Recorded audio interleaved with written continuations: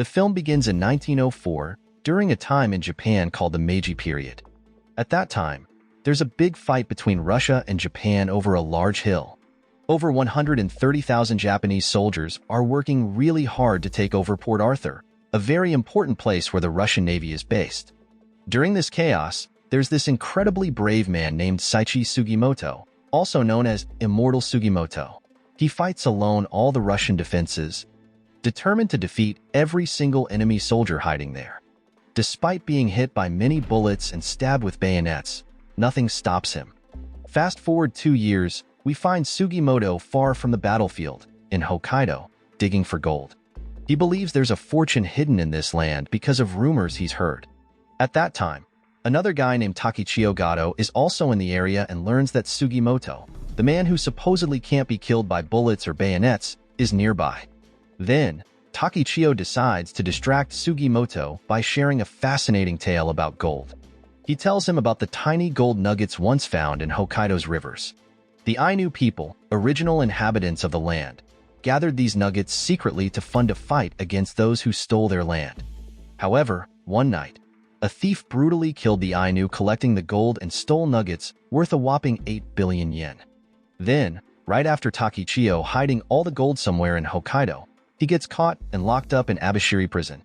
Despite the harsh treatment from the guards, who even went so far as to cut the tendons in his legs to keep him from escaping, Takichiyo keeps the secret of the gold's location to himself. He doesn't dare write to his friends outside either, because the guards would definitely read any letters. But then, Takichiyo comes up with a clever plan to share the gold's location. While doing forced labor, he uses charcoal, mixes it with his saliva, and with a sneaky hidden needle, he tattoos bits of a map on various prisoners' bodies. The full map can only be seen when all these prisoners stand together. Then he tells them, if they manage to escape and find the treasure, he'll give half of it to them. When a group of former soldiers hears about this tattooed map, they pretend they need to transfer the prisoners, but really, they want to chase down the treasure themselves. This sparks a riot. The prisoners fight off the soldiers and run into the forest, hoping to find the gold and their freedom. Meanwhile, Sugimoto, who's also in Hokkaido digging for gold, thinks this whole tattoo treasure map story sounds like a drunken tall tale, especially since Takichiyo was tipsy when he shared it. One night, while dreaming about his harsh days fighting in Russia and losing his best friend to a bomb, Sugimoto wakes up to find Takichiyo pointing a gun at him.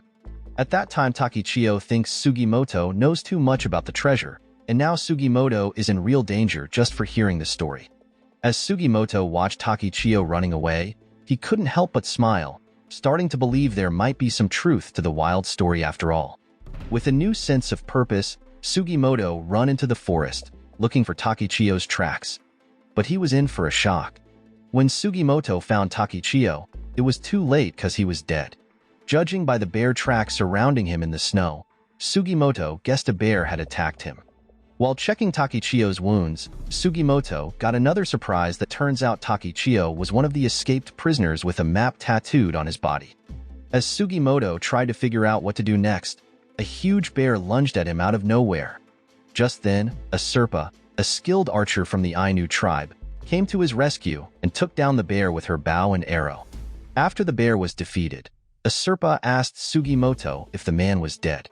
Sugimoto explained that he found Takichiyo already dead, his stomach eaten by what he suspected was the bear they just killed. He felt he couldn't just leave Takichiyo behind because the man had shared many interesting secrets with him. As Sugimoto shared Takichiyo's story with the Serpa, she was horrified to realize that her father, an Ainu, had also died tragically in a related incident. When she saw the tattoos on Takichiyo, she noticed they were marked similarly to how her tribe marks a bear before skinning it. This led a Serpa to suspect that the tattoo artist never intended to share the gold, but rather used the man's skin as a map. Realizing the urgency, they decided they had to skin Takichiyo's body before any more bears showed up, making their journey lighter without having to carry his body. This task was crucial for their search for the hidden treasure. Then, while Sugimoto and a Serpa were gathering firewood to keep bears away as they worked on Takichiyo's body, another huge bear suddenly attacked. Fortunately, a Serpa saved Sugimoto just in time, but they had to stay sharp because the bear could attack again from the bushes. Just then, Ratar, a white wolf and Asurpa's friend, jumped in trying to fend off the bear. Although Ritar wasn't as strong as the bear and couldn't beat it, he bravely tried to protect Asurpa. Meanwhile, Sugimoto took a shot at the bear, drawing its attention towards himself. With all his might, he finally managed to stop the massive bear. After the bear was dealt with, Asurpa shared a painful piece of her past. She told Sugimoto that 5 years ago, her father and another man from her tribe were brutally killed by someone in Abashiri prison. Motivated by her story, Sugimoto proposed they team up to hunt for the gold. He believed that together, they could face any challenges, especially since the killer of her father was still locked up, with the gold yet to be found. At that time, Sugimoto promised to handle the tough tasks, while Asurpa could use her survival skills. Upon hearing that, Asurpa agreed to join him but made him promise not to take any more lives. The next day, as they prepared to head to Otaru, Asurpa set up traps to catch squirrels for food. There, Sugimoto mentioned that the escaped prisoners would probably avoid the mountains and hide in major cities like Sapporo, Hakodate, Asahikawa, and Otaru, which had grown into a bustling coastal city and financial hub, known as the Wall Street of the North. As they split up to search for clues about the tattoos, they asked many people, but no one had seen such tattoo designs in the city. During their search, Asurpa faced a dangerous moment when a man tried to sell her to a brothel, exploiting her youthful appearance, which was different from other Ainu, who typically had facial tattoos. When Asurpa was harassed by a man, she didn't hesitate to hit him. Right then, Sugimoto showed up and started questioning the man about the unique tattoo patterns. The man claimed he'd never seen such tattoos around there, but mentioned that others had been asking about similar tattoos too. After their meeting, Sugimoto and Asurpa headed back to the mountains, but they realized they were being followed. Luckily, the two followers fell right into a trap that Asurpa had cleverly set up, knowing they might be tracked. It turned out these followers were escaped convicts from Abashiri prison, named Kenjiro Kasahara and Yashitake Shiraishi. Soon after, Sugimoto questioned them about the whereabouts of the other prisoners and why they had split up.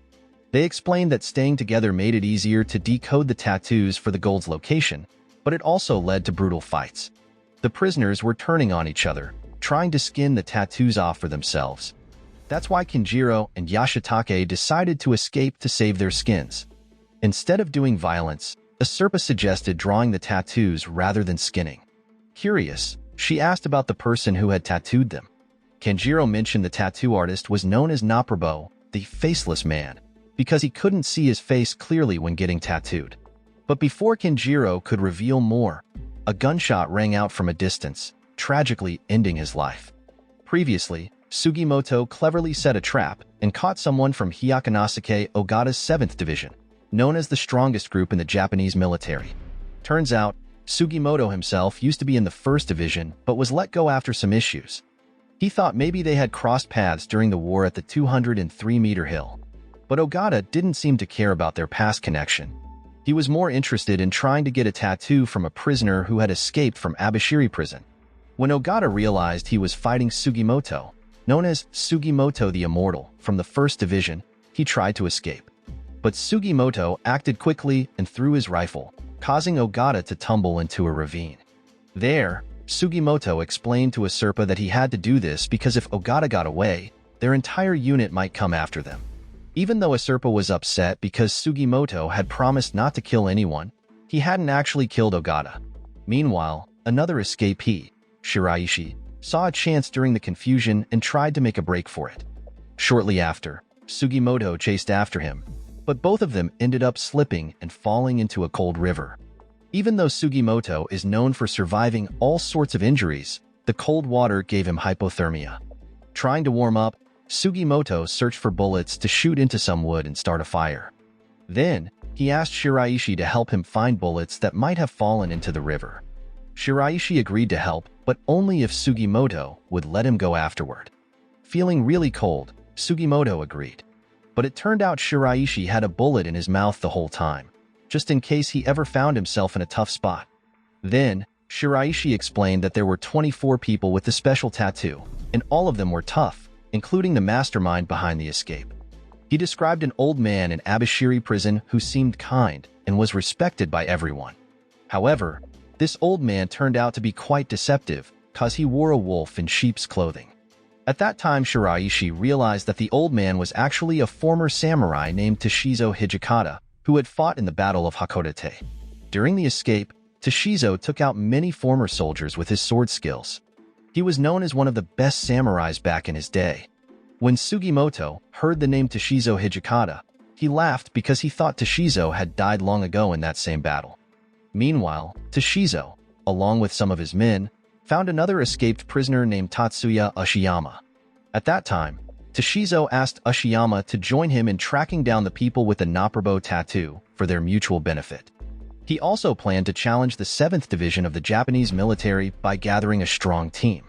But first, Toshizo needed to get his legendary sword, which was taken by the Japanese Empire. With that sword, he believed no one could defeat him. Before Shiraishi go, he warned Sugimoto and Usurpa to leave Hokkaido and forget about the gold. He mentioned that the 7th Division was also involved in chasing down the prisoners to strip the tattoos from their skin. On the other hand, Shiraishi, known as the Fugitive King, preferred to be on his own because he had many tricks up his sleeve to avoid getting caught. He assured them not to worry about him because he could always find a way to stay free. The next day, Sugimoto finally got to taste a dish Usurpa made using squirrel meat. This was a traditional Ainu soup that included the blood and bones of squirrels, which made it really tasty. At that moment, Sugimoto was surprised at how good the squirrel meat was, especially when he added miso to it. However, Usurpa thought miso looked like dirt and was pretty grossed out seeing Sugimoto enjoy his meal so much. Meanwhile, in a hilly area of Hokkaido, Lieutenant Tokishiro Tsurumi from the 7th Division found Ogata, who was badly hurt after falling from a ravine during a fight with Sugimoto. There, Tsurumi asked Ogata who had injured him, and Ogata hinted that it was Sugimoto. Later, Usurpa showed Sugimoto a cave where brown bears hibernate. According to Ainu beliefs, a brown bear won't attack a human who enters its den, but Usurpa had never tested this theory. Suddenly, Sugimoto spotted the glint of binoculars watching them from afar. Then, he urged Usurpa to leave quickly because he thought members of the 7th Division were hunting them. Soon after, 4 soldiers, led by Genjiro Tanigaki, came down the hills after them. Once they reached the forest, Sugimoto told Usurpa to split up. He instructed her to not resist if caught, just to surrender and pretend she knew nothing. But then, the soldiers split into 2 groups. So, Tanigaki went after Usurpa, while the other 3 chased Sugimoto. Shortly after, Tanigaki found Usurpa hiding in a tree and asked her to come down, promising not to hurt her. But as she climbed down, a map hidden by Usurpa fell from the tree, making Tanigaki suspicious about what she was hiding. Just as Tanigaki started to question her, Ritar, the White Wolf, rushed in to protect Usurpa. Meanwhile, Sugimoto was being chased by 3 soldiers who demanded he drop all his weapons. On the other hand, Ryu, one of the soldiers, didn't recognize him, but Maeda immediately knew he was Sugimoto, the one who had attacked their top fighter, Ogata. Realizing he was in danger, Sugimoto dashed into a brown bear's den to hide. Shortly after, the bear came out and attacked the 3 soldiers, ultimately killing them, but the bear also died from a shot by Ryu. Soon after, Usurpa told Ritar to not attack more and thanked him for his help. There, Usurpa noticed Sugimoto approaching and asked Tanigaki to stay put because she was worried Sugimoto might hurt him if he saw him. Sugimoto then confirmed that the Ainu belief was true since he had safely entered the bear's den and everything had turned out okay. Afterwards, Usurpa invited Sugimoto to her village to rest before they continued on their journey. When they arrived at Koten village, located by a big river and consisting of a few houses led by a village chief, the villagers were thrilled to see Usurpa return, especially with a new visitor. Her grandmother was overjoyed to see Usurpa and invited them into her home. Soon after, Usurpa's grandmother tried talking to Sugimoto using the Ainu language, which he didn't understand. There, she mentioned that Usurpa spent all her time in the mountains and wasn't doing traditional women's work, hinting that she hoped Usurpa would marry soon. Upon hearing that, Sugimoto just smiled, clueless about what was being said. During his visit, Sugimoto enjoyed otter meat cooked by Usurpa's grandmother, surprised by how tasty it was, having never known beaver meat could be so good. In the evening, while Usurpa was resting, Sugimoto was visited by her uncle. He shared that Asurpa hadn't been this happy for a long time, especially since her father's death. He also revealed that Asurpa had doubts about searching for the gold because their ancestor, who first collected the gold, believed it was cursed and left it untouched for decades. Then, he advised that it might be better not to pursue the gold. Turns out, the white wolf, Ratar, which means white in their language, had been with Asurpa and her father ever since they saved him from a brown bear attack. After her father's death, Asurpa continued to roam the mountains with Ratar by her side. Seeing how much the villagers cared for and loved Asurpa, Sugimoto decided to leave the village and continue his mission alone, allowing Asurpa to stay with her people who loved her deeply. Meanwhile, Lieutenant Tsurumi, who had arrived in the hills of Hokkaido, was puzzled by the disappearance of his 4 subordinates who had gone looking for Sugimoto. He thought the terrain shouldn't have been too challenging for them, given the skills of the 7th Division. Soon after, Captain Wada met with Tsurumi and expressed his anger over one of his soldiers getting injured and 4 others going missing. At that time, he accused Tsurumi of being incompetent in managing his troops and ordered another subordinate, Hajime Tsukishima, to shoot Tsurumi. However, Tsukishima turned the tables and shot Captain Wada instead, showing his loyalty was solely to Lieutenant Tsurumi. On the other hand, Shiraishi was hanging out in the Otaru district, looking to have some fun, when he tried to go into one of the brothels. Suddenly, Ushiyama showed up right in front of him, trying to catch him. In that moment, Shiraishi tried to escape but bumped into some soldiers from the 7th Division who were patrolling the area. Then, he quickly asked them for help, claiming that a man with a strange tattoo was after him. But Ushiyama caught up and started fighting the soldiers to get to Shiraishi. This chaos escalated when one of Toshizo's men attacked the soldiers with bullets and hand grenades. Meanwhile, Lieutenant Tsurumi, after hearing about a tattooed man causing trouble, told his men to round up all the soldiers to handle the situation.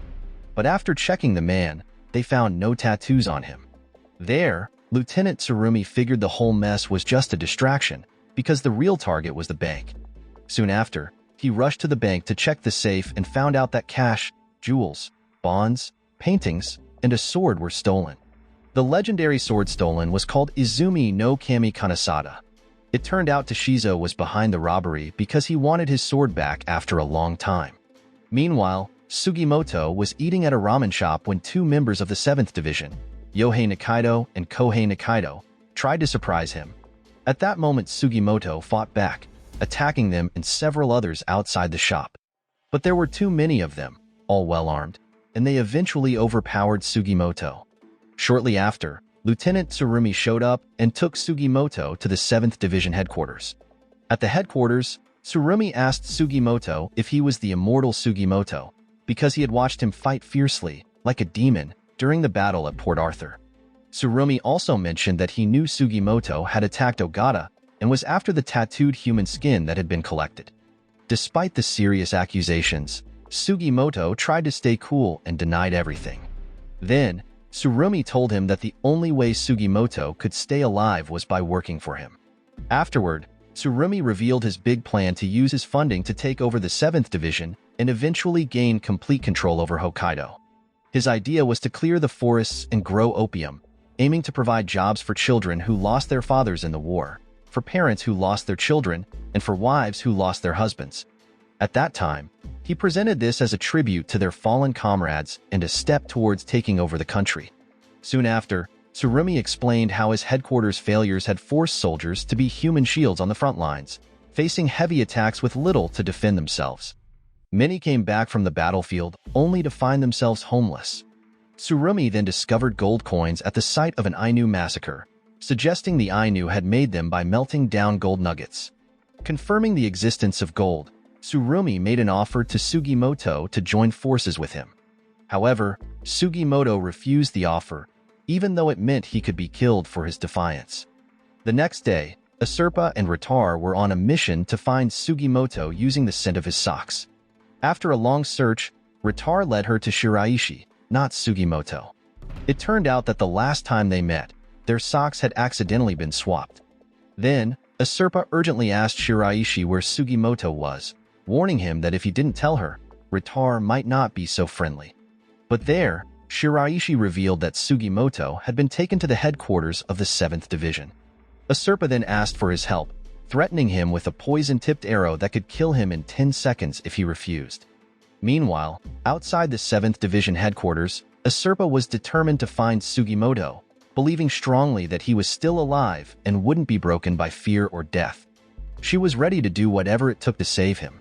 However, their confrontation was quickly interrupted by Tsukishima, who urged them to stop because they still needed information about the tattoos. At that time, Shiraishi was relieved to find out that Sugimoto was still alive and promised to sneak in and help, risking everything for the chance to get the gold. At that moment, Shiraishi prepared for his sneaky mission by covering himself with brown bear oil to slip in unnoticed. He told Sugimoto, who was inside, that an Ainu girl had threatened him with a poisoned arrow to ensure he would help. Meanwhile, Yohei and Kohei, 2 members of the 7th Division, were out for revenge against Sugimoto for past conflicts. At that time, Kohei stayed outside as a lookout while Yohei went in to finish the job. Unexpectedly, Tsurumi found Sugimoto in a critical state, with his injuries worse than expected. There, Sugimoto, desperate, offered Tsurumi the tattooed skin in exchange for medical help. Hearing this, Tsurumi quickly ordered Tsukishima to take Sugimoto to the best surgeon in town to save his life. When they split up, Tsurumi noticed something odd about Yohei's body. Upon closer inspection, he was shocked to discover that the intestines Sugimoto was carrying actually belonged to Yohei. At that time, Sugimoto, who had knocked a 7th Division member off his horse, got ready to face Tsukishima in a horseback duel. Meanwhile, Shiraishi, disguised as one of the soldiers, sneaked into Tsurumi's room to steal the tattooed skin. At the same time, Shiraishi set the base on fire to create a distraction. Soon after, Usurpa rescued Sugimoto when he fell from his horse and cut Tsukishima's rope. On the other hand, Kohei, who was seeking revenge for his twin brother, chased after them. After escaping Kohei, Tsurumi also gave chase on horseback. He tried to shoot them, but Usurpa stopped his horse with an arrow, causing Tsurumi to tumble onto the snowy road. Back at his base, Tsurumi learned that the fire was set intentionally and the tattoo skins were missing. However, he told his men not to worry because he had already made a cloak from those skins. Usurpa was furious with Sugimoto for sneaking away from the village without her. She believed they could succeed better together, but felt Sugimoto was treating her like a child and didn't trust her. Sugimoto then shared a personal story about his childhood friends, Taraji and Umiko.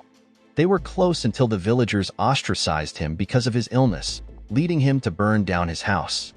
In the past, Sugimoto and Umiko had strong feelings for each other, but he left the village to prevent Umiko from catching his illness.